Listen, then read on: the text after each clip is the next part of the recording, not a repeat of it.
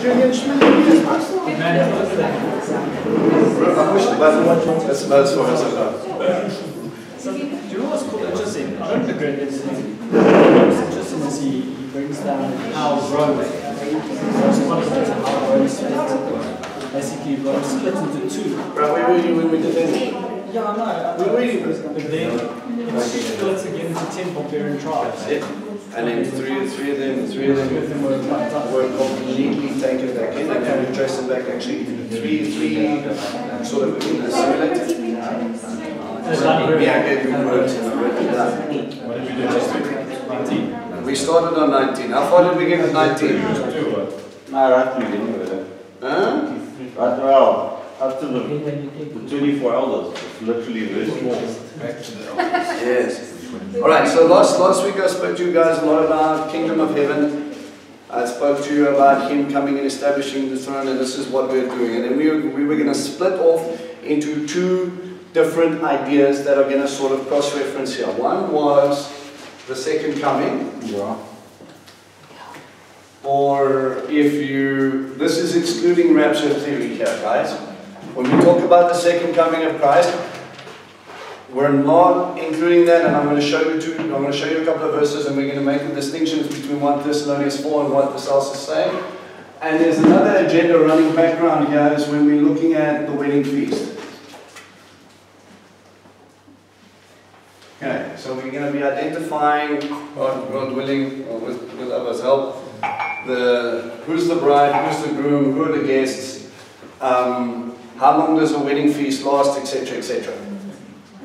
Okay, so there's going to be a bit of, for those of you who have been with me to Israel, Bethsaida talk, Passover illustrations, what we're going to be dealing with, which is going to come in here, which is stuff we've done before.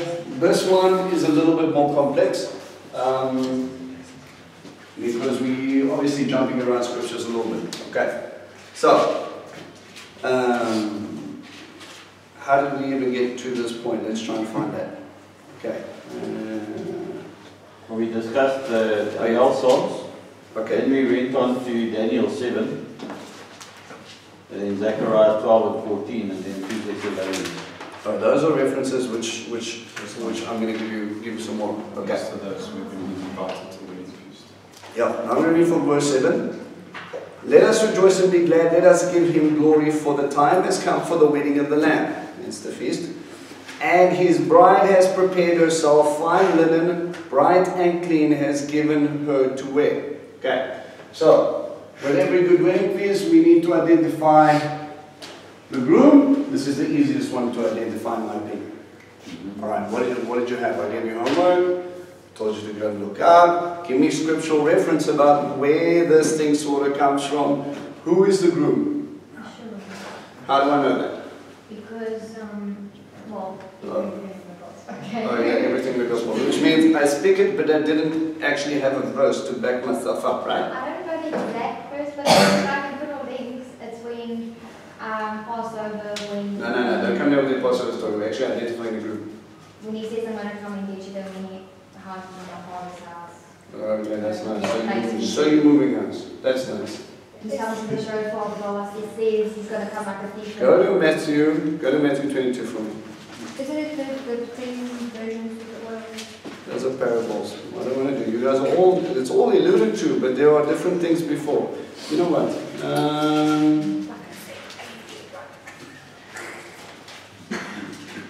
The idea, let's look at Matthew 22 before we jump around a little bit more, because this is basically the idea of this wedding feast that's coming, okay? Yeshua again used parable, speaking to them. The kingdom of heaven is like a king who prepared a wedding feast for his son. Now in this parable, you have a king preparing the feast for his son. Immediately, if you put this into context, we've got the father who has his bride. When did the father have a bride? Mount Sinai, Israel, right? Okay. And now his son having his bride. Okay, so we have the tale of two brides, which is basically running throughout Old Testament, New Testament, they're running. And without complicating the matter, that is basically Old and New Testament and the story of what happens when you live in accordance to your marriage vows and when you don't. Okay? Yeshua picks up on this. What becomes interesting and confusing is when we bring the two together and we find out that he is part of the Father and the Father is part of him, so therefore which bride is what? We're going to get to that. But when he sent his slaves to summon the invited guests to the wedding, they refused to come. So he sent some more slaves, instructing them to tell the guests, look, I've prepared my banquet. I've slaughtered my bulls and my fattened cattle, and everything is ready. Come to the wedding. But they aren't interested. They weren't interested and went off. One to his farm, another to his business. I find that very funny. Do you guys have any different translation there? He went to his slaves. Proceed. One to his own farm, another to Yeah, his just before that, how does he identify the people? Servants. Servants. He went to his servants. He went to his slaves. He went to the people working for him, right? Other servants. What type of servants do you know of that have their own businesses and have their own farms? Free ones? Right? So we're not just talking about your average run-of-the-mill scenario here. You're talking about people with an inheritance, but yet choose to serve the king. Right? So you have this idea of Israel already having the kingship belonging to God, and he's saying, come up, come up. Come up and celebrate with me. What does that sound like? No. The feasts. Come up and celebrate with me. I've prepared the table. I've got everything ready. Come up and celebrate. And then they go to their inheritance. They go to their farms. They go run their businesses and they say, you know, I know it's Pesach, but I've really got to worry about this crop. I've got to make sure everything runs. No one's going to feed me. I have to go out and farm. I have to get this stuff. I have to go and do this stuff. He says, come up for tabernacles. He says, oh, you know, this is important. How long traditionally does a wedding feast last? Biblically? 7 days. Right? So you've got the Sukkot parallel, where you've got the first day and the 8th day are holy convocations.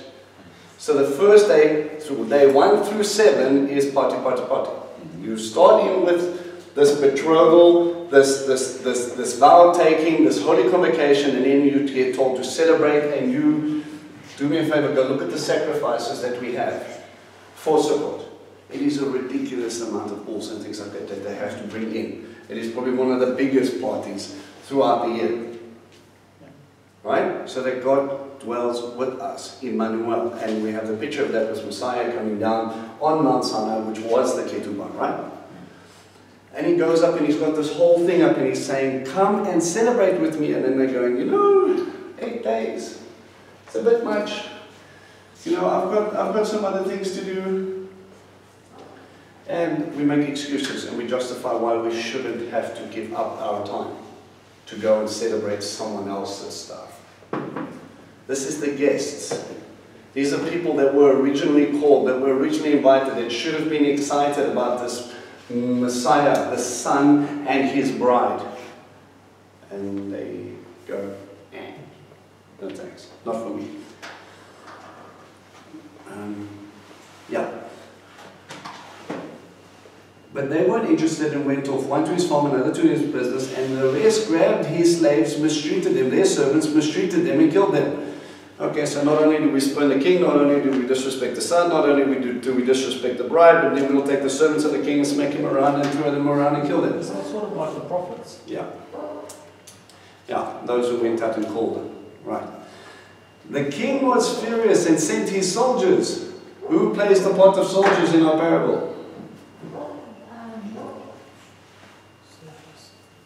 Who fights God's battles? The angels. Adonai Tzevaot, the Lord of hosts, the host of angels. That's his military title. Later, when we see him coming down from heaven, you're going to see he's going to be flanked. He's going to have his angels and what we in the bride or the redeemed coming out of heaven with him. And then it'll lead into this one. Basically, you've got two options which are kind of here. You're either here having a good time up until a point. Here, you're not having a good time. It's a different feast we're going to discuss. Okay? Right? Sent his soldiers who killed those murderers and burned down their city. Then he said to his slaves, well, the wedding feast is ready, but the ones who were invited didn't deserve it. So go out to the street corners and invite a banquet to as many as you find. The slaves went out into the streets, gathered all the people they could find, and the bad along with the good, and the wedding hall was filled with the guests. Now when the king came to look at the guests, he saw there was a man who wasn't dressed for a wedding. So he asked him, "Friend, how did you get in here without wedding clothes?" The man was speechless. Then the king said to his servants, "Bind him hand and foot and throw him outside in the dark. In that place people will wail and grind their teeth, for many are invited, but few are chosen." Right? Yes? You guys always be? Alright. So, what is the picture? And again, we see this in Revelation 19, but I'll mention it now to stay in line with the parable of he didn't have the right clothes. Wasn't physically ready or spiritually ready either. He wasn't redeemed. Remember when you look at Proverbs 31. Proverbs 31, married men. Yes. Tell me. Dressed in, his wife dresses him in fine linens and weaves silk for the merchants. Yeah, she's dressed in fine linen and purple. Is he talking just about the fact that she's got some blame? Or is he talking about her righteousness? The whole proverb is about her righteousness, right? Yeah. So that is a depiction thereof. When we see the people in heaven, they're dressed in fine linen, pure white garments. When you see the high priest that is dressed in his garments, that tells you something about his status, right? And it's those sort of pictures that tell you about the spiritual aspect of the person. Now this person comes in and his heart wasn't right. He hasn't dealt with his sin. Somehow he finds himself in here. And in the parable, I mean, no one sneaks into God's wedding feast. He's just using an illustration and he's saying, if you have not got the right garments on, if you are not pure and white, if you are not part of my kingdom, then you leave. See, everybody that they go and they call out and they say, "Come, do you want to come? Do you want to come? Do you want to come?" You're coming to sit at the king's table. You're coming to celebrate this, the son taking his bride. How many of you would go there with slops and a pair of shorts and a little holy vest and not care? Or would you go and would you take everything that you have or the best of your clothes and say, "I hope this is good enough that I can go and sit there," right? Can't also be talking about those who are wolves dressed in like sheep's clothing, or they sort of hypocrites, because on the outside they look right, look the part, but they're actually But there's not. spiritual aspect, yeah. I wonder if it's also linking to Revelation 22, verse 14, where it says, "How blessed are those who wash their robes, so that they have the right to eat from the tree of life." Which then is also a connotation. I think some Bibles translate that as, "You keep my commands," right? Yeah, yeah.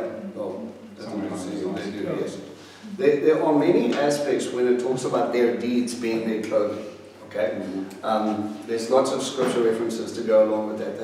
Have a look into it. So we've got this idea that Messiah sets this thing in. I found this quite interesting, but they go on. The Pharisees went away, put together a plan to trap Yeshua with his own words. Then he sent some of the Talmidim and some of Herod's party, and went, "Rabbi, you tell the truth and you really teach God's way that it is. You aren't concerned about what people think, since you pay no attention to a person's status. So tell us your opinion. Does Torah permit us to pay taxes?" And they try and trap him, and so they go on. Again, the very depiction of the people that are sitting there that are not dressed in the right clothes. Like Regan pointed out, you have got these hypocritical people trying to trap an innocent person. The fact that he's smarter than them is a whole other story. Okay? But those are the people that would think they don't have to, or the people again that think like, well, we're kind of important here, so we'll go, surely we're included. And then he puts them up. Okay? So we have this sort of idea, okay, that he's talking about this. With the groom, let's go to Matthew 9. I'm going to jump around a little bit tonight. 9 verse 14 to 15.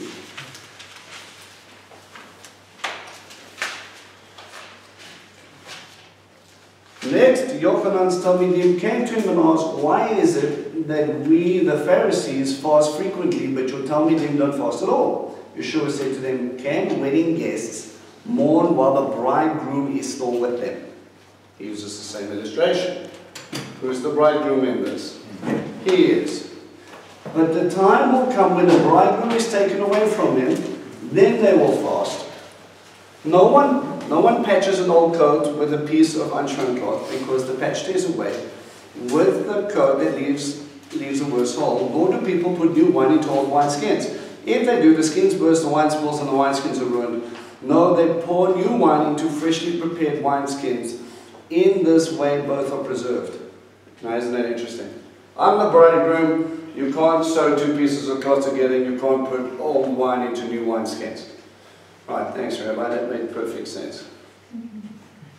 If he's making the illusion of bringing in this renewed covenant with his bride, surely the old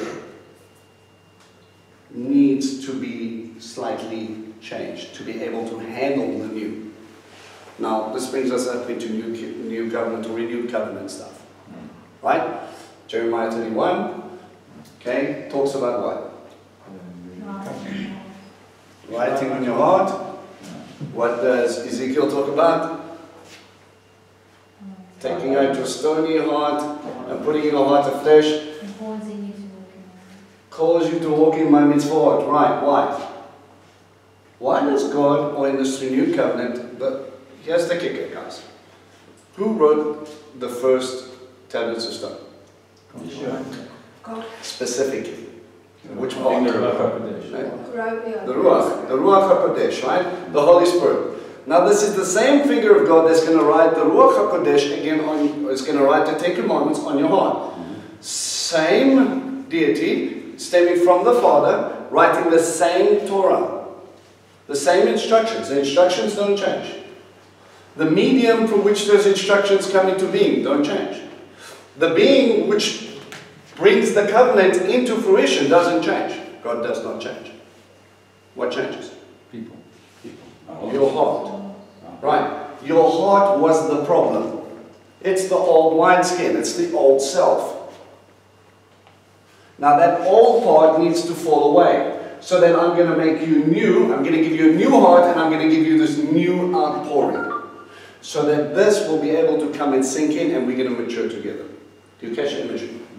Right. So he's trying to establish something in you that's going to mature with him. The best wine is the old wine. You with God for eternity is going to be pretty good wine. Yeah? Okay. So we have this interesting interest that he comes in and he brings in himself as the groom. I want you to go to John 3. It's still groom. Yeah, still. Gives us also a nice little interesting custom. John 3 verse 29.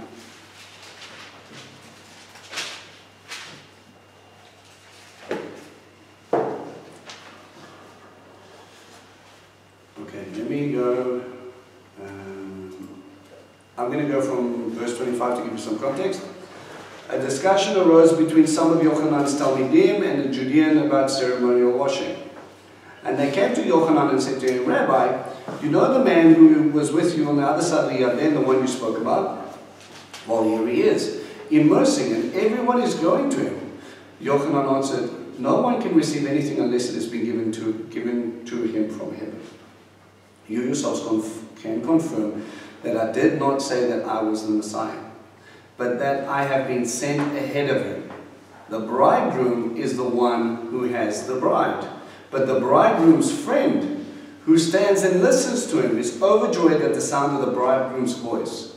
So this joy of mine is now complete. He must become more important while I become less important. Right, so if you didn't catch the imagery about Matthew 22, and you didn't see what he was saying at Matthew 9, again, John brings it loud in here. He is actually defining his role while again telling you who the Messiah is and what his function is. Right, so he is the friend, and what does the friend get to do? Gets to smile because the bridegroom is coming. Wow.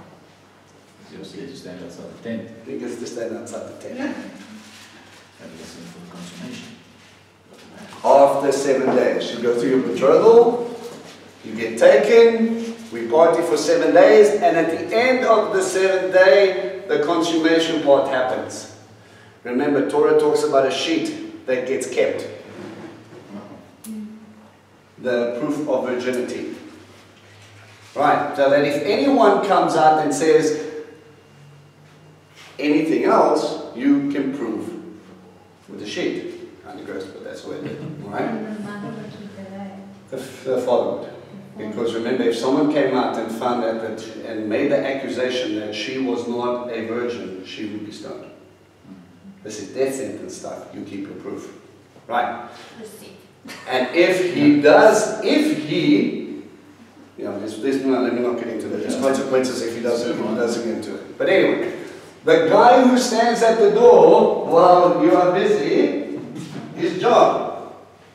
And the bridegroom will say, it is done, it is finished, it has been consummated. Everything up until that point, you belong to each other, but this is up until that point, everything can be nullified. People can turn around, they can walk away, they can go, you know what, this is a mistake there. But once they enter into their wedding chamber, that's it. John says that is his privilege to stand and listen to what's happening. Now, there's an interesting little parallel to this which is going to help us identify another group of people. So you guys are all happy with Yeshua being the groom. I'm going to put just slash Elohim. Okay? Sorry, who person be waiting at the door? What? No normal Jewish wedding. The best man. But Jews today don't practice this. Okay? This is biblical practice. Alright? We have the guests. Okay? There's an interesting reference that might correlate to this. Is that he says, no one born of woman is greater than John the Baptist. You know what I'm talking about? Yes. But whoever is in the kingdom of heaven is greater than he. The least is greater than he is. Right. So now you've got a pretty bold statement. Whoever is born of woman, everyone through history up until John the Baptist is all less than John. Now let's... Even Moses. Yeah, we're talking about Moses, we're talking about Abraham, we're talking about Yitzhak, Yaakov, we're talking about Jeremiah, we're talking about Eliyahu in a sense from before spiritual power, we understand that he was. And we've got all of these build-ups and these great men of God comes up there and Yeshua makes that statement. So basically he makes a sort of a framework of everybody that's part of the Old Testament running right up. If we were to separate these two, the covenants that are our foundation run all the way from Genesis right the way through to John. That is when Yeshua starts to take over and starts to establish the renewed covenant. And he starts to bring in Jeremiah 31 and Ezekiel. Right? And as he's starting to formulate it, we're still not in the fullness of that because it says in Jeremiah, and everybody will know God. You won't have to teach your neighbor. We've still got lots of teaching to do. A lot of people don't even know it. Right? So we're still not there yet, but we're starting in that transition and we're starting to get that Ruach HaKodesh, starting to put the Torah in our hearts and starting to change us from the inside out. Now we want to follow Torah. We want to keep covenant. Lots of people out there run around telling them you don't need to. Still got the stony tablet, still got the stony heart. It's a heart condition problem, it's not an intellectual problem. Okay? So don't beat them too hard. Right? There's this transition who comes and takes place. Now, if one illusion could be this, that the guests who view that as could be Israel was chosen, or the seed of Yaakov, physical seed, of which John is the end point. You see how I got there? Okay. No one, everyone born, no one born of woman is greater than John. But those who are in the kingdom, the least in the kingdom of heaven is greater even than he. Right. There's a key thing to this verse. Those that are born of woman, natural birth, What happens from the time Yeshua comes in? Supernatural rebirth. You become more than what you ever thought you could be. You have access to the Ruach HaKodesh. Simple illustration is this. I go downstairs, I get a bowl, a handful of soil, and if I was, well, let's take it back to, God takes that lumpy soil and goes, and it became you. Complex, so difficult that with all our understanding, we still don't understand. With all our technology, we still can't make a person. Right? The best they got right now with all the technology after how many years of trying to developing stuff is trying to clone something. We can't make our own one. We can't be individual. We don't even know how islands are formed. We just know between certain week A and week B, they just happen. And they're always perfect. And they always go this way. We don't know how, they just do. That's how clever we are. Right? So we can't get to that place. But someone that is born again, God takes this creature that was formed, that had now fallen, and He takes His breath and He blows on you again. Now if you came from soil into this complex being, how much more are you if He breathes new life into you and you are the complex being instead of just a lump of soil? Are you getting me? Yeah. That which is made up of the kingdom of heaven are redeemed people. People that have received the revelation of God, who come in and take on His yoke and His freedom and His responsibility and walk in that obedience to please the Father, to establish Him, to walk with Him, because we are governed by kingdom rules. We pray, may Your kingdom come, because it's not about us, it's about establishing a king. His rules, His way, that's going to bring more fruit, that's going to bring more blessing, and it's going to bring peace, and there's going to be no death, and there's going to be no sickness, and there's going to be none of this horrible stuff that we have to face. None of it. And you become part of that kingdom. And even the least of those who receive that second breath are greater than John. That means He expects you to bear fruit greater than John. Unless you don't arrive in wedding clothes. And that work you should. Right? Ask a question. Yeah. Did you say they guessed Israel, Jacob? So it's Surely- basically Old Testament saints or Old Testament. So will that always just be this? Well, this is where it kind of gets interesting and confusing. That's just one illustration. I'm not saying that's it. Yeah. The groom is the easiest one to define. The next two, the bride is a little bit easier. The guests are the problem. But yeah, okay. Because it also again comes to, do we go automatic to him or in the ground when he comes back? Yeah, a whole bunch of Does he a raise whole up bunch the of bride? other things. All right. So, When we look at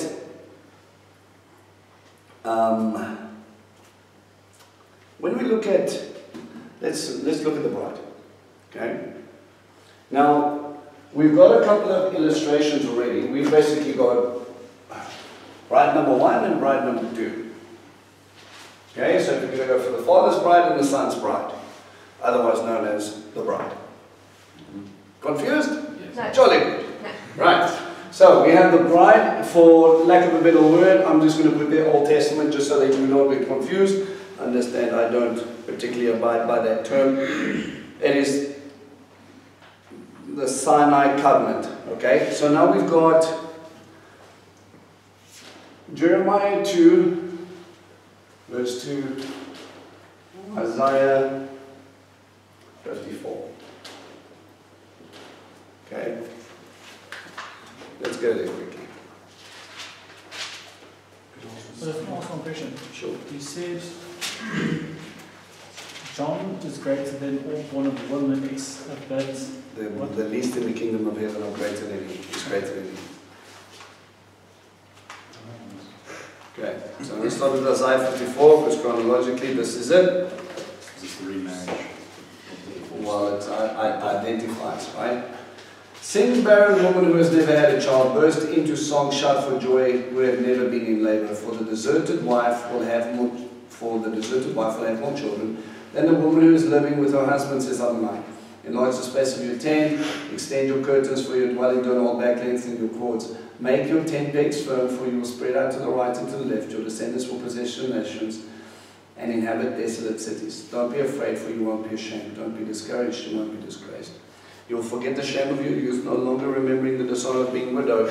For your husband is your maker, Adonai Tsebaot is his name. The Holy One of Israel is your Redeemer. He will be called the God of all the earth, for Adonai has called you back like a wife abandoned with grief-stricken. A wife married in her youth cannot be rejected, says God. Right. So, who's he talking to? He's talking to Israel, right? Okay, Jeremiah through Jeremiah 2.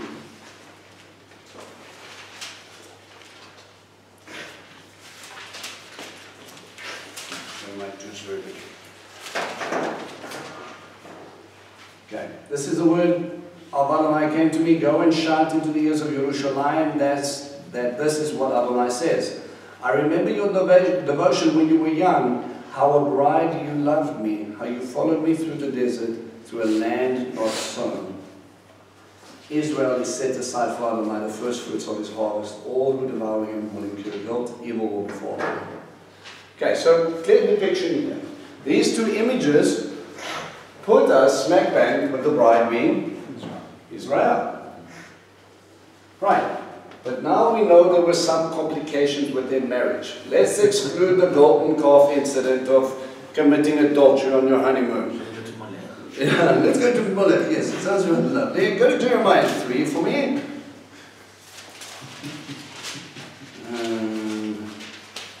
If a man divorced his wife and she leaves him and marries another man, then if the first one marries her again, the land will be completely defiled. But you prostituted yourself to many lovers, yet you want to return to me. Adonai says, raise your eyes to the bare hills, take a look. Where have you not had sex?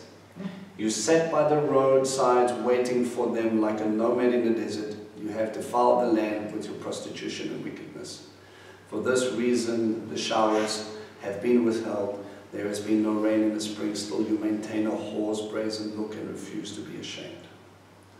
Didn't you just now cry to me, my father, you are my friend from my youth, thinking he won't bear a grudge forever, will he?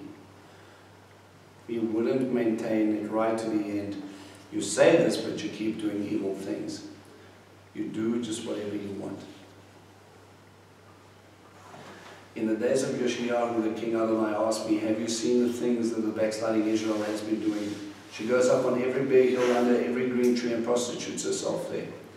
I said that after she had done all these things, she would return to me, but she hasn't returned. Meanwhile, her unfaithful sister Judah has been watching.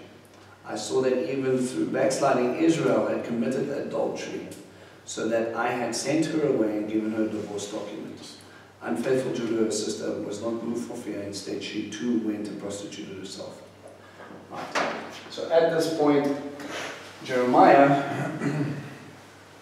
in Jeremiah 3, we have Israel. We're going to put your northern 10 tribes. Divorce. And then we've got Judah.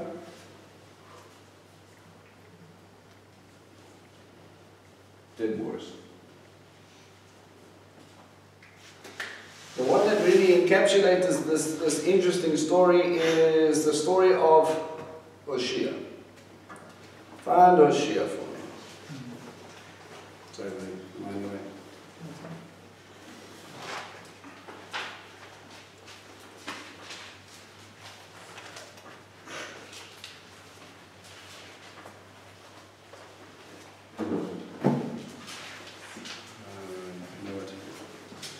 Okay. You guys know the story about Hosea, right? Tell me, what was the main theme of Hosea?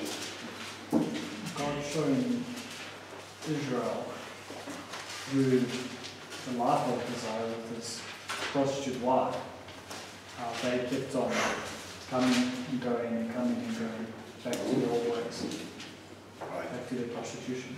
So God gets a prophet to marry prostitute. Knowing that she's going to leave him. Now understand what this does to Hoshea. In the beginning it's fine, she's doing okay, everything's happy days, and then she leaves. And she goes from one lover to the next lover, to the next lover, to the next lover. Whoever can shower her with more gifts is who has her heart. Now remember, this is what is God trying to show us here. Where your heart is, where your treasure is, where your heart will be. One aspect, but is Israel the nation running around, sleeping around with everybody? Yes. What is my picture? Idolatry. You are prostituting yourself to other gods. Because you are my wife, you belong to me. If you go to serve another god, you are leaving your husband and going there. Right? Okay.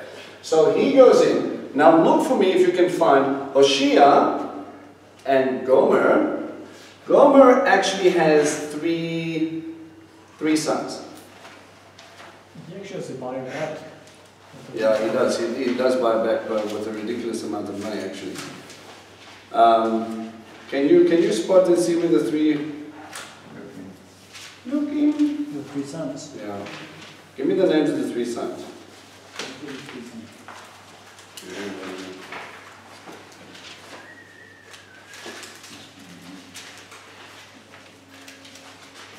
Israel. Jezreel. Okay? So, Hoshea has Jezreel. And then she had a daughter. Oh, yeah.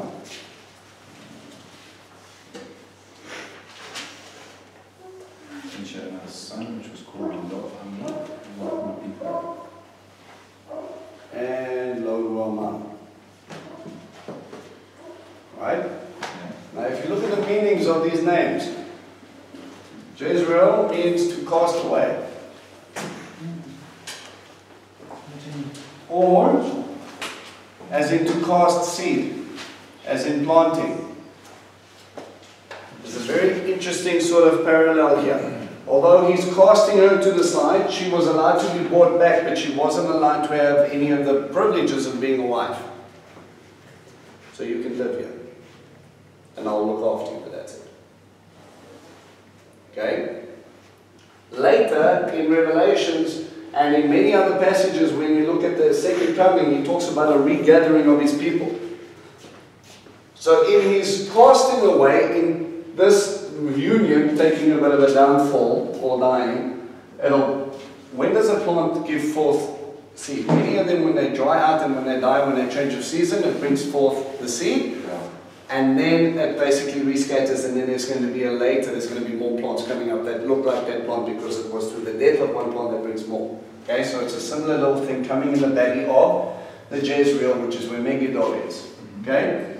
Lo-Ruhamah, not pity. So I'm not going to pity you. And Lo-Ami, not my people. Now, those are some nice things that you can call your sons, right? Yeah, that's okay. Right. It's all sons. Yeah, those are 3 of your sons. Right. And Hoshea, what is Hoshea supposed to mean? Yahoshua, Hoshea, Yeshua, similar roots. Yeah. Talk about saving. How am I going to save? And who's he married to? Gomer. What does Gomer mean?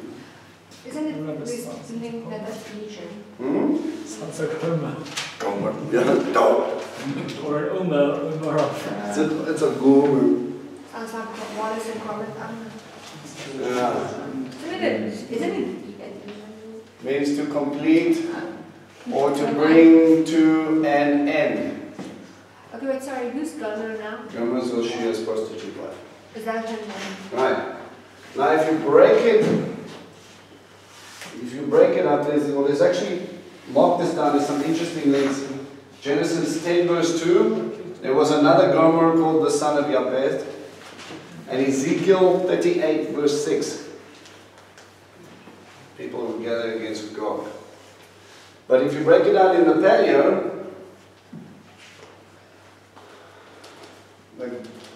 Gimel is together. The mem is water or blood. And Rosh is head.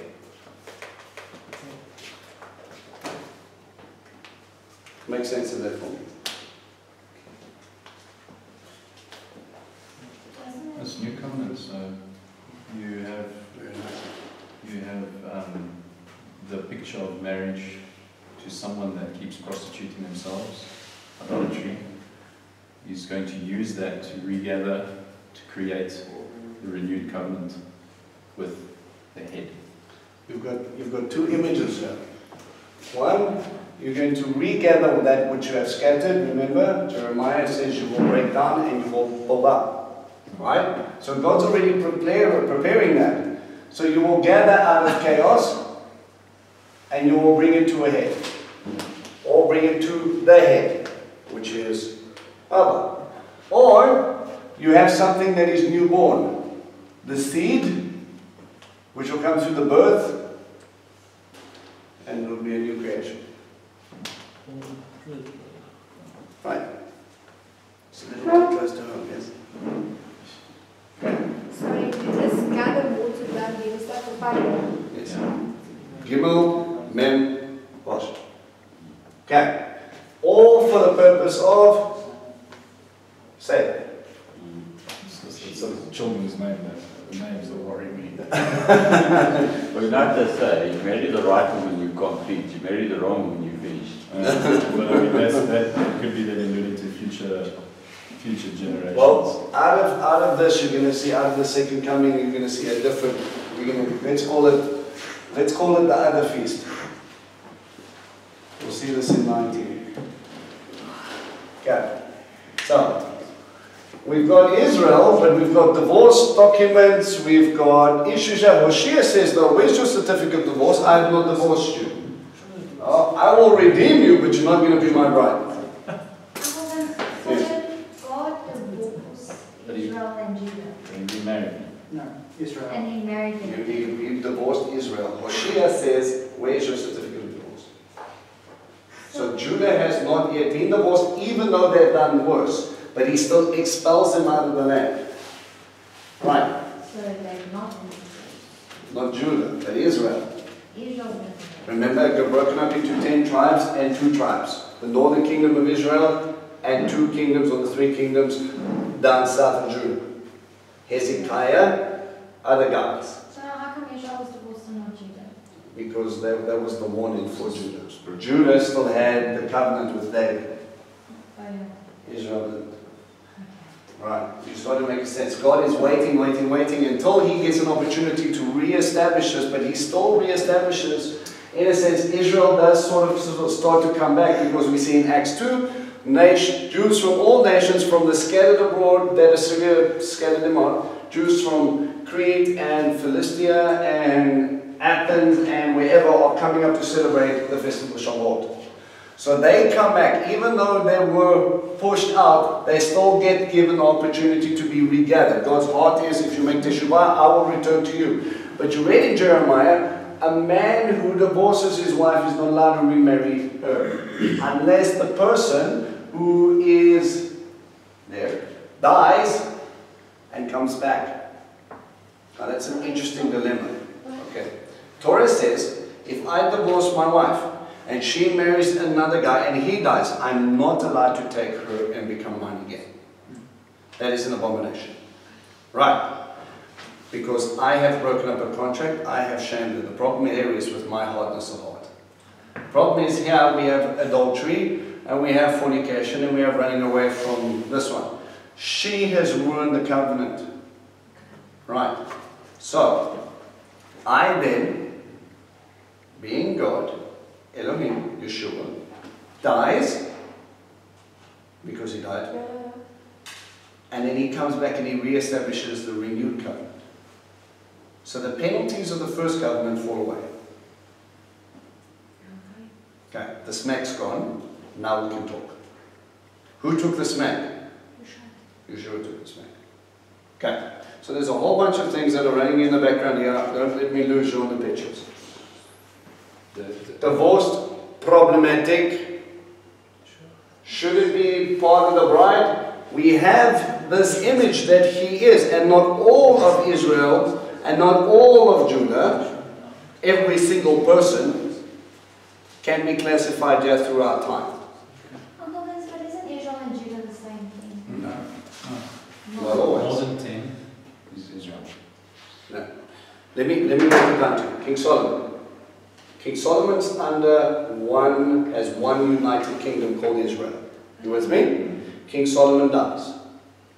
Rehoboam comes in place. Right? Rehoboam says, they say, let the taxes a little bit less, please. And they say, you will long for the days of my father. Okay? And then there's a split. Jeroboam takes his 10 tribes that God gives him, and he goes and sets up what they call the northern 10 tribes of Israel. And the kingdom of Judah stays here. Is this the first time the kingdom is split? Angelo, use that big brain. Yes? No, but didn't they split also when some of them didn't want to cross over? No, the split with David. It's split with David, right. Right, Benjamites and Israel and Judah. There's an interesting play here because the split happens afterwards, but there's an interesting allusion here. David is one of the titles for Messiah. Isaiah prophesies that David will be put on the throne. But David's been dead for a really long time by the time that happens. So how is David going to come back and do that? He can't. So David means beloved. The beloved king of Judah is going to establish his kingship there. Right?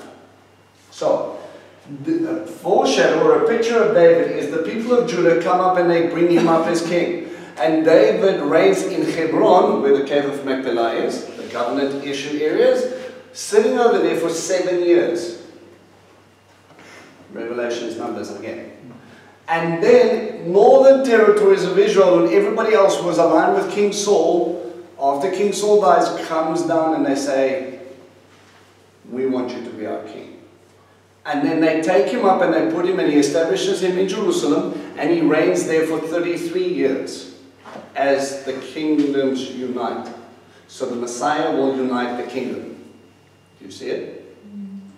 And he does it for 40 years. It's an interesting illustration that we believe Messiah died when he was 33 and David reigned for 33 years in Jerusalem. So now, So the numbers sort of parallel. is Yeshua going to remarry the Israel? Well, this is part of the question. We're still trying to identify who the bride is. We've got contextual evidence for both because you can't divorce something if you weren't married to her. So Judah and Israel were both brides before.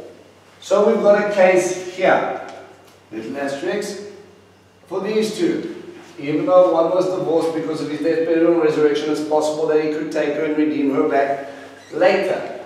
Now, we've got the case, what about them Christian folk? New Testament people. The bride of Christ. Yes? Yes. That is not in Jeremiah 3. We did not read that term. So give me some sort of reference here. 2 Chronicles 11. No, 2 Corinthians. Wait. Mir muss so reißen lassen, ne? 2 Corinthians 11 verse 2.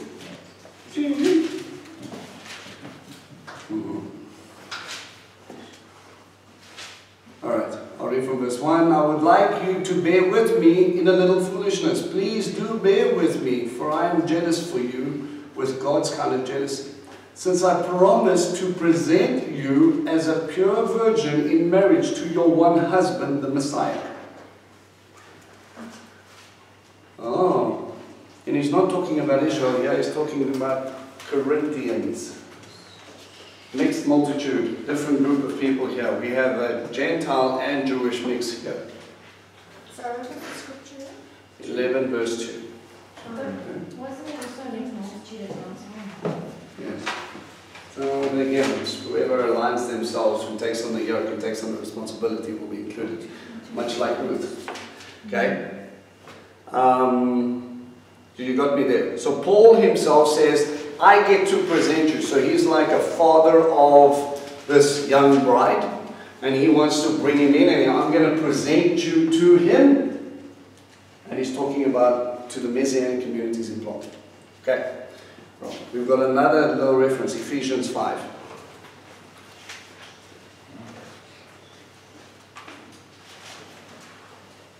Ephesians 5 verse 27.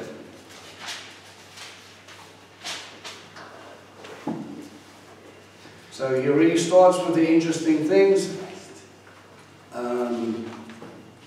Let me read from 21. Submit to one another in fear of the Messiah. Wives, you are to submit to your husbands as they do to the Lord, because your husband is the head of the wife, just as the Messiah is the head of the Messianic community.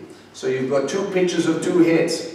The head is the husband, the head is also the Mashiach. So both are grooms. Yes? Right. So also wives should submit to their husbands in everything.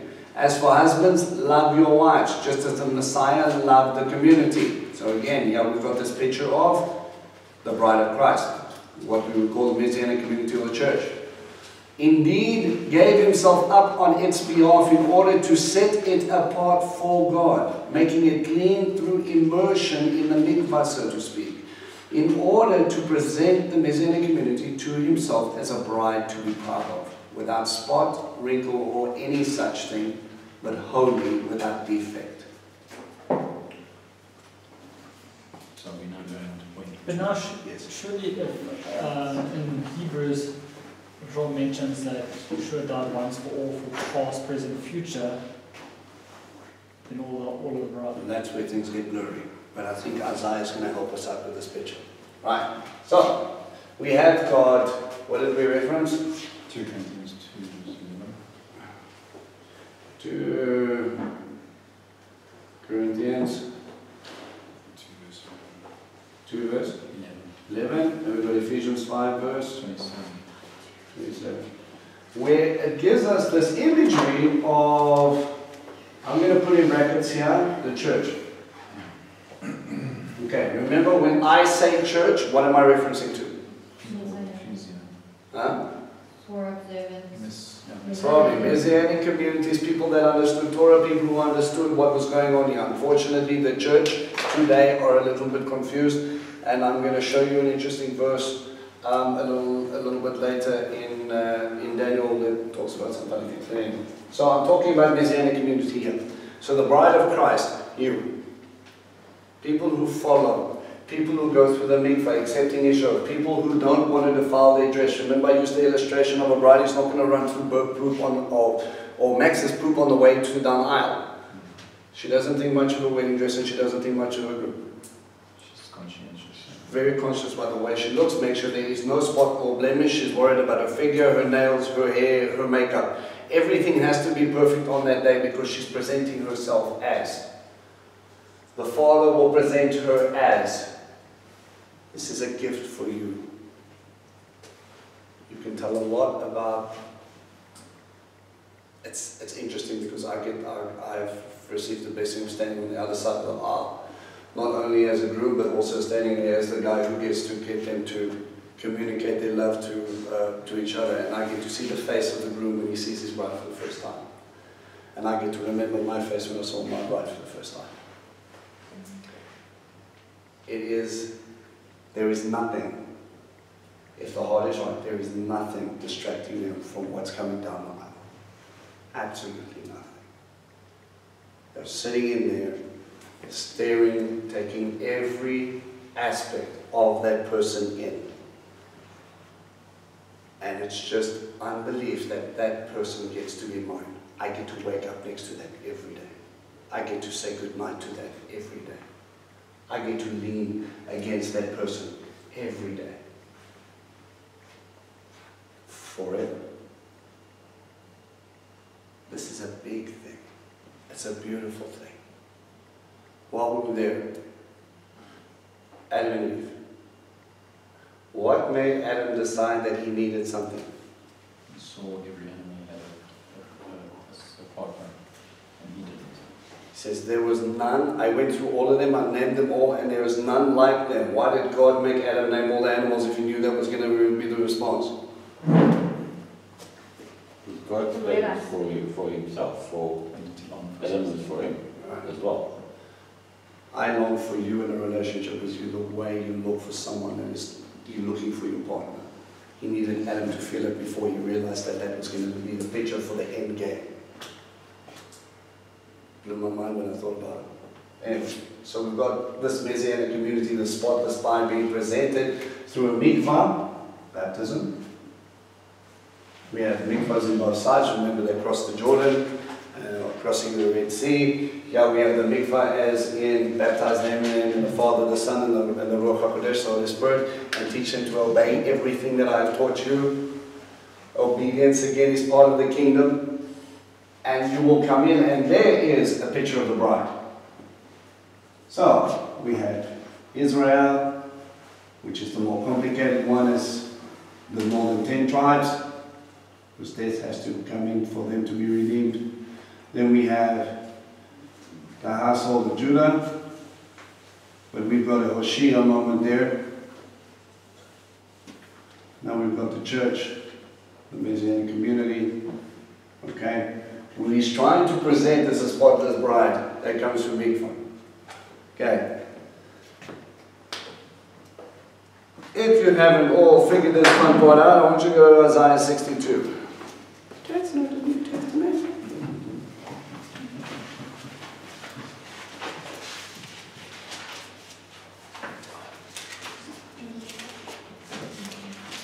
Isaiah 62. Okay. Word to the wise, when you start getting to the 60s, you start looking at millennial sort of establishment, millennial reign sort of thing. I hope I got my cross references right. It's like if this is not what I wanted to say. Right. For Zion's sake I will not be silent, for Yerushalayim's sake I will not rest, until her vindication shines out brightly, and her, Yeshua, salvation, like a blazing torch. The nations will see your vindication and all the kings your glory. Then you will be called by a new name which Adonai himself will pronounce.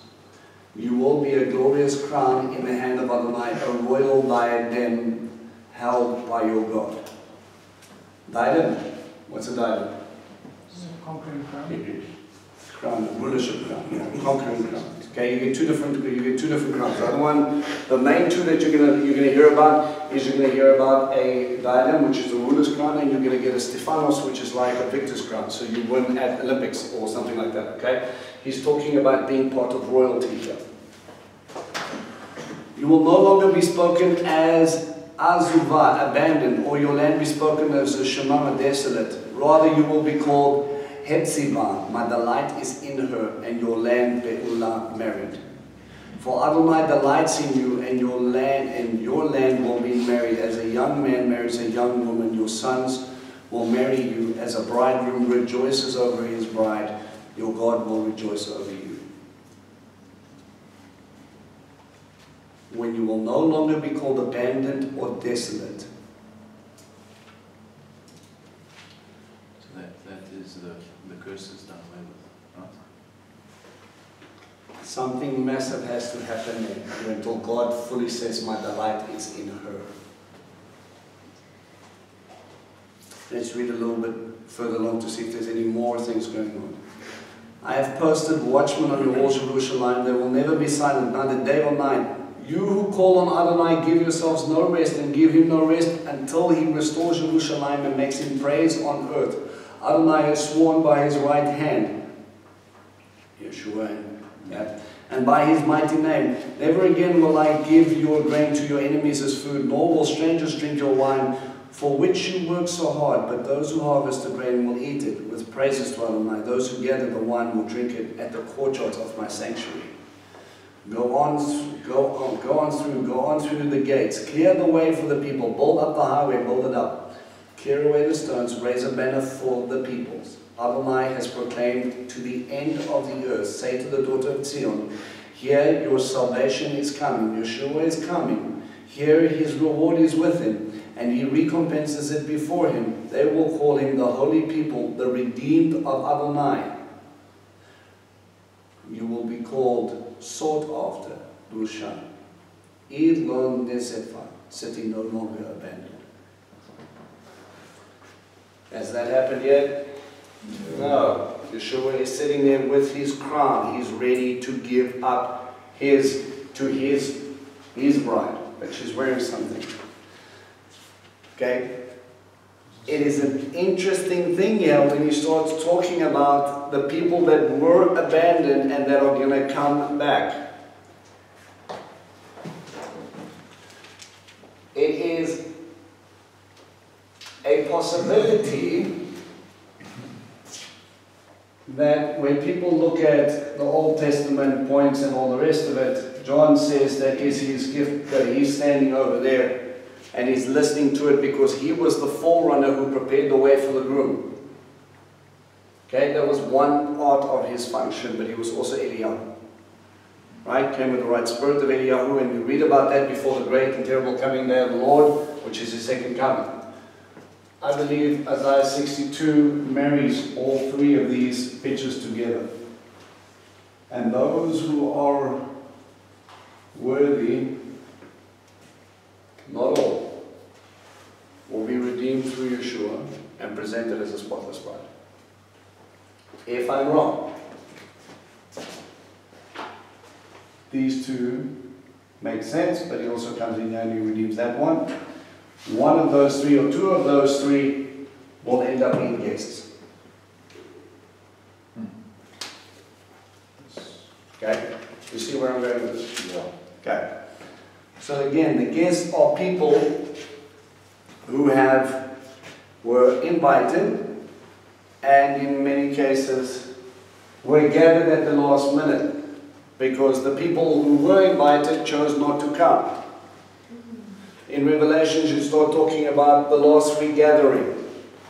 And although people like some in Israel, some like Judah, who now have hardened their heart against God and against Yeshua, who have chosen not to be anywhere near anything Yeshua based. If he's the groom, we've got a big issue. I don't want to be his bride. I don't want to belong to anything. I don't want to be anywhere near that stuff. And he says, all right, well, if you don't want to be there, then you don't get to be part of that. Now gather in from everywhere. And then the nations and that, and we see the separation that takes place. Where's my... I wrote it down here somewhere.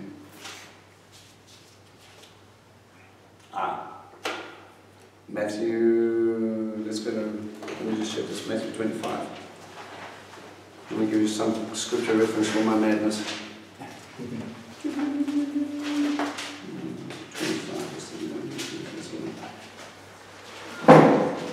What's the decoding there? Too much. Yeah, that's right. Okay, Matthew 25, verse 31. When the Son of Man comes in his glory, accompanied by all the angels, he will sit on his glorious throne. All the nations will be assembled before him, and he will separate one from the other, as a shepherd separates the sheep from the goats. The sheep he will place on his right hand, and the goats on his left. The king will say to those on his right, come, you whom my Father has blessed, take your inheritance, the kingdom prepared for you from the founding of the world. For I was hungry, and you gave me food, and I was thirsty, and you gave me something to drink. I was a stranger, and you made me your guest. I needed clothes, and you provided them. I was sick, and you took care of me. I was in prison, and you visited me. Then the people who have done that God wants will reply, Lord, when did we see you hungry and feed you, or thirsty and give you something to drink? When did we see you a stranger and make you our guest, or needing clothes and providing them? When did we see you sick or in prison and visit you? The king will say to them, yes, I tell you that whenever you did these things for one of the least important of these brothers of mine, you did them for me. Then he will speak to those on his left, the goats, saying, get away from me, you who are cursed, get off into the fire prepared for the adversary and his angels. And he goes into, you didn't feed me, you didn't give me clothes, you didn't visit me. So there's a great separation. I also want you to go to, it looks like Matthew 13. Right, and these are the rewritten ones because I didn't make sense of the first lot.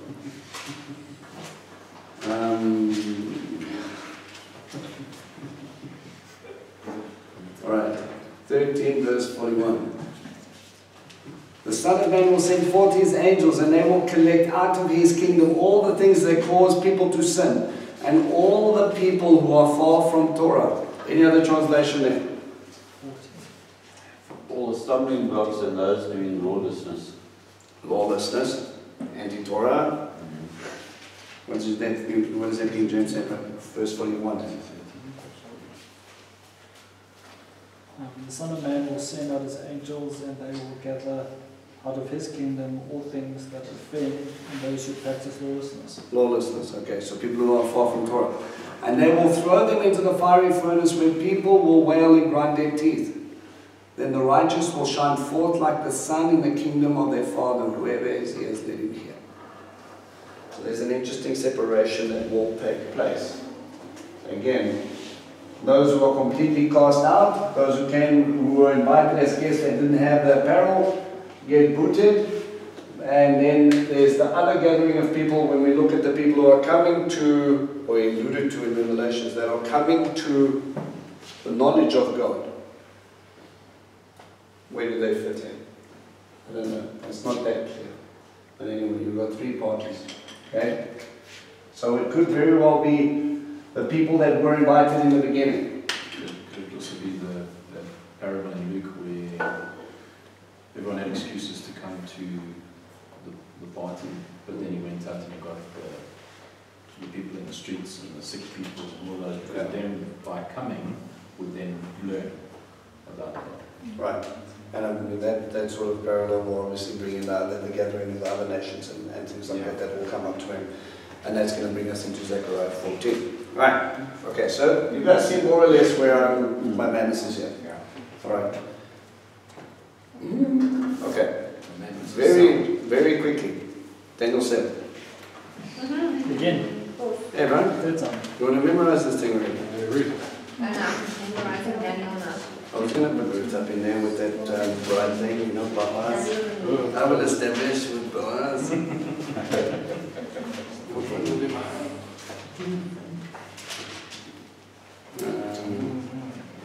Yeah, I don't know exactly. Even, I found it. Daniel 7. Okay.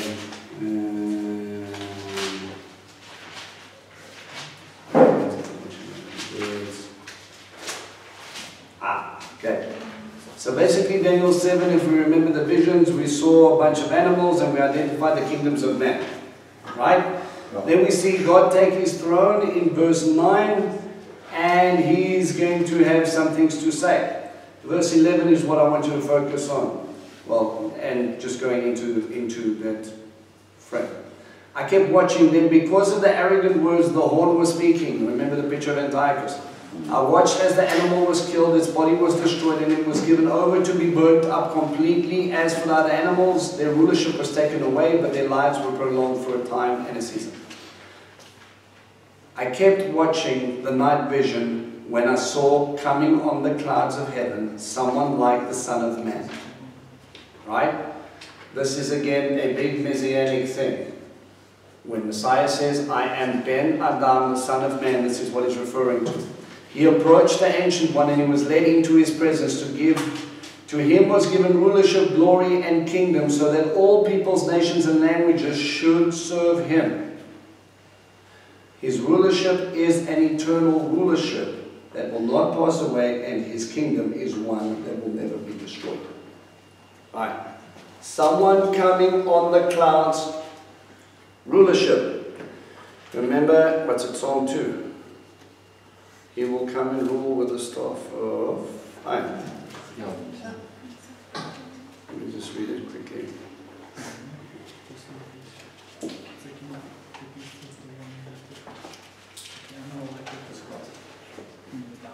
Why are the nations in an uproar, the peoples grumbling in vain, the earth's kings are taking positions, leaders conspiring together against Adonai and his Mashiach, anointed? let's cry, they cry, let's break their fetters, let's throw off their chains. He who sits in heavens laughs. Adonai looks at them in derision. Then in his anger he rebukes them, terrifies them in his fury. I myself have installed my king on Zion, my holy mountain. You see how it parallels? I will proclaim the decree. Adonai said to me, you are my son, today I have become your father. Ask of me and I will make the nations your inheritance. The whole wide world will be your possession. You will break them with an iron rod, shatter them like a clay pot. Therefore kings, be wise, be warned. You judges on the earth, serve Adonai with fear, rejoice but with trembling. Kiss purely or kiss the Son, lest he be angry, and you perish along the way. Then when suddenly his anger blazes, how blessed are those who take refuge in him. So he is a place of salvation, but he will also come and judge. So this coming again, someone coming on the clouds to judge, and his kingdom will be established by God in Zion. Right? What is 1 Thessalonians 4 tell you about?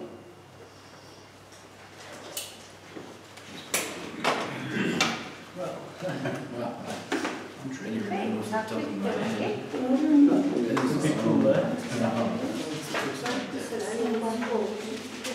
Thessalonians 4, I think it's around verse 13 or 16. With the sound of a great shout.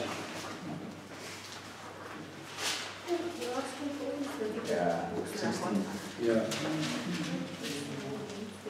Read it for us. For the Lord himself will come down from heaven with a rousing cry, with a call from one of the ruling angels, and with God's shofar. Those who died in the Messiah will be first to rise. Is that the one? Okay. Then we who are left still alive will be caught up with them in the clouds to meet the Lord in the air, and thus we will always be with the Lord. So encourage each other with these words. Alright, stop. Now we've got two images.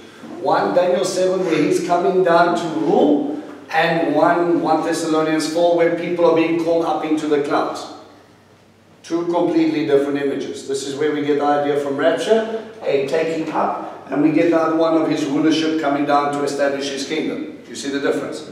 Okay? So when you look at Daniel 7, you look at Psalm 2, they cannot be talking about 1 Thessalonians 4. There must be a different event. Okay. Go to Zechariah 12 quickly.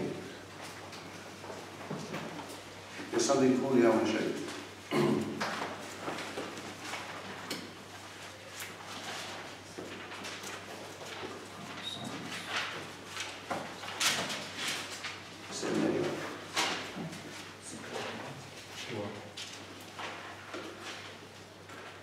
In your Bible, 781.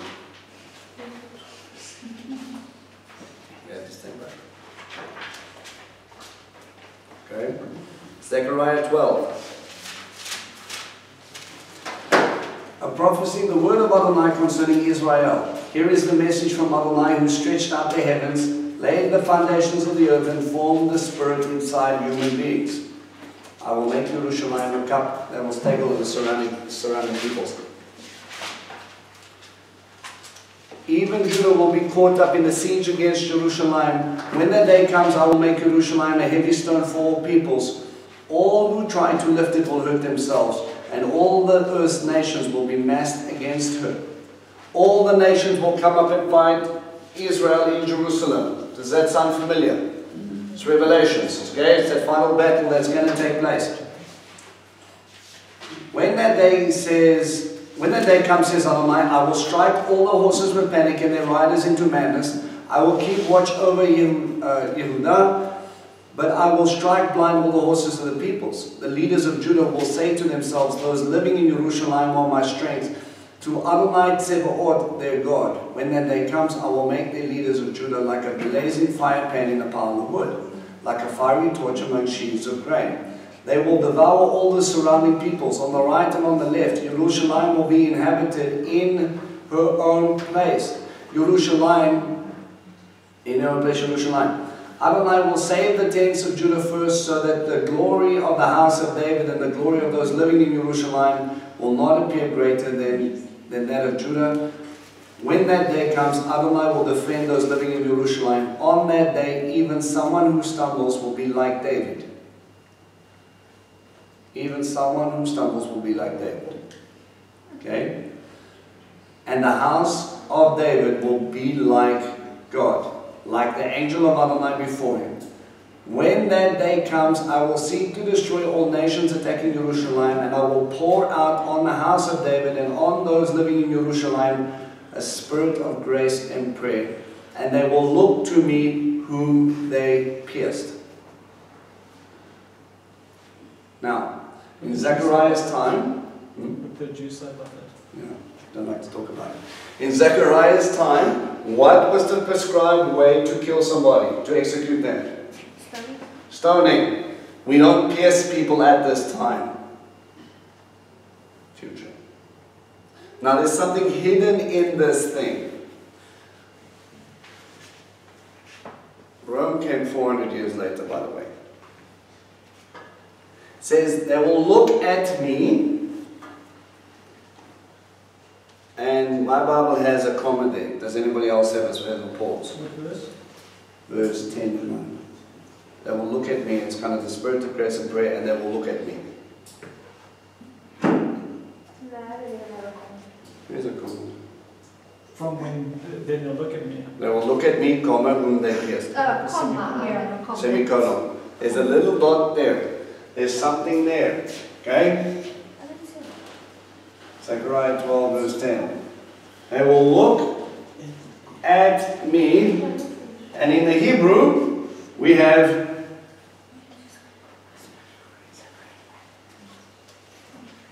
Aleph Tav,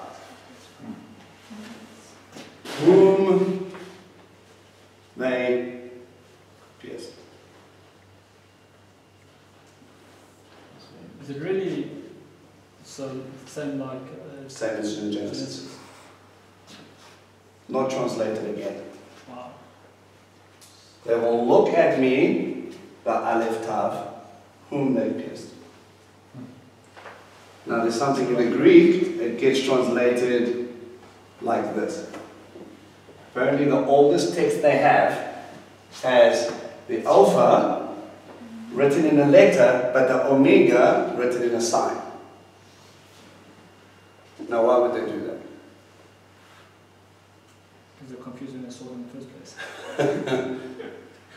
If you would do that, you would put letter and Omega, but they did one in alphabet and one in the symbol form.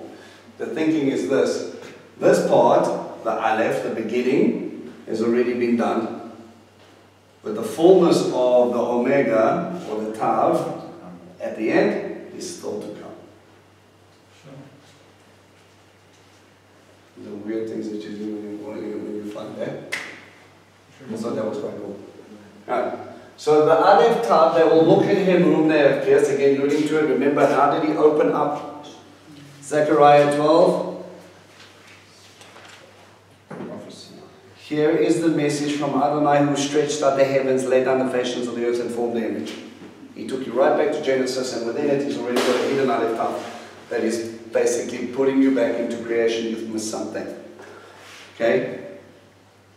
Where was it? They will mourn for him as one who mourns for an only son. Take you back to the crucifixion. What happened to the Parochet?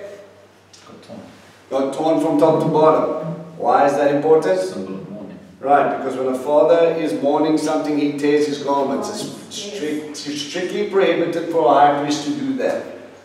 And yet we see God does that. It's kind of interesting.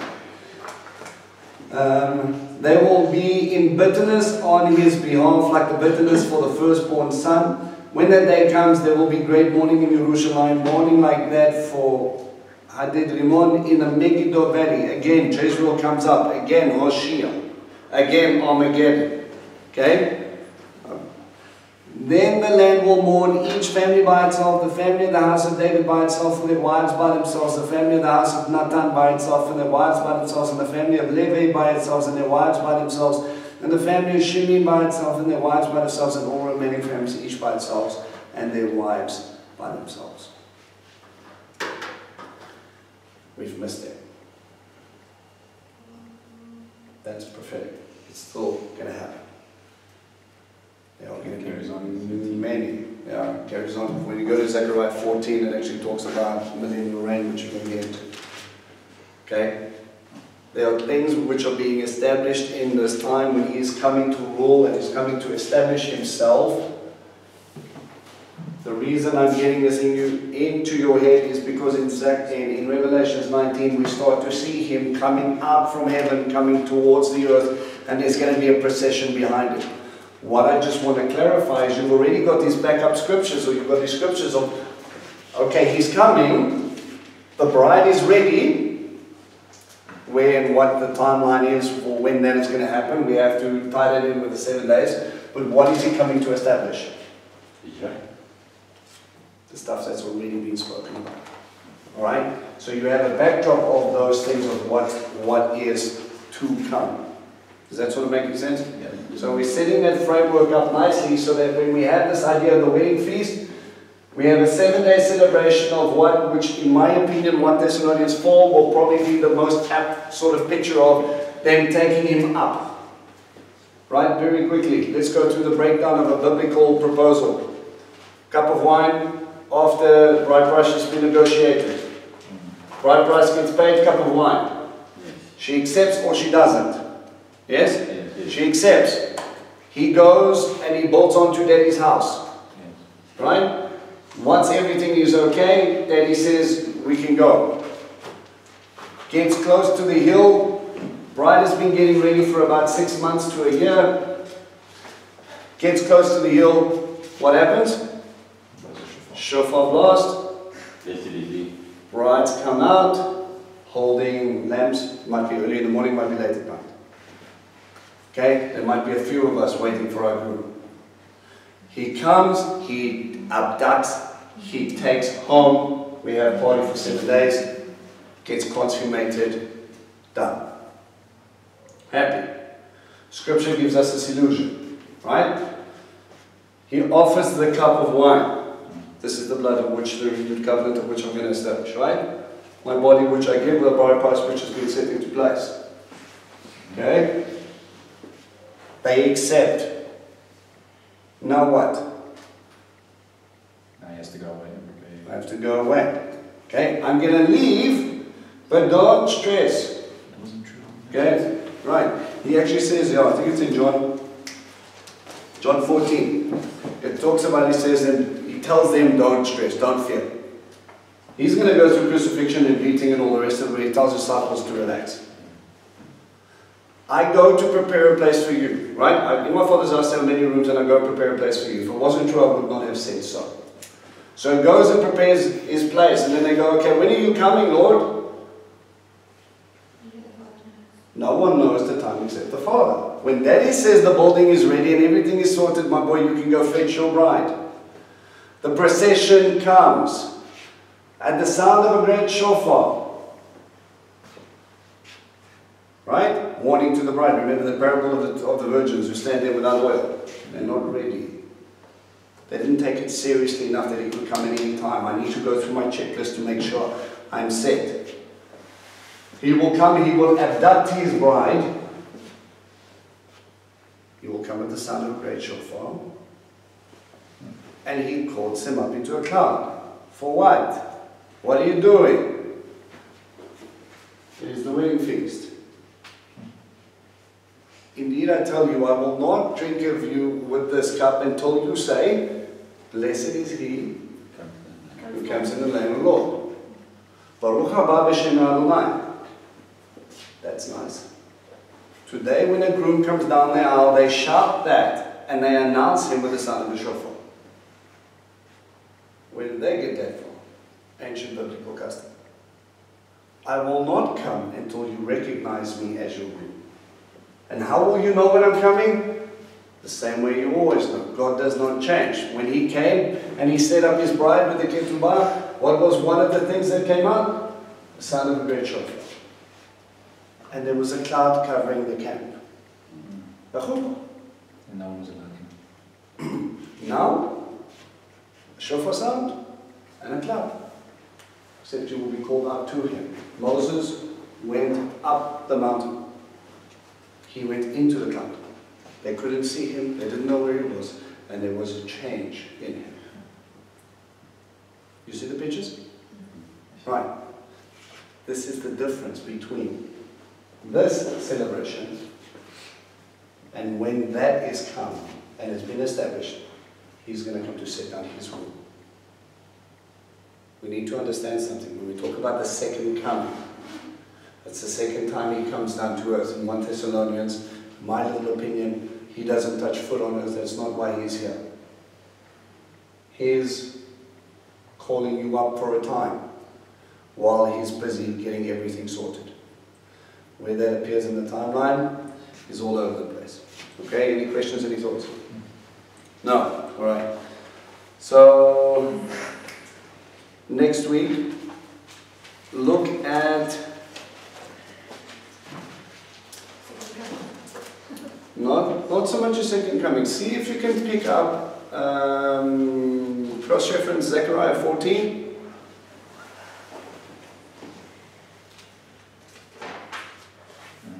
Second Thessalonians 1.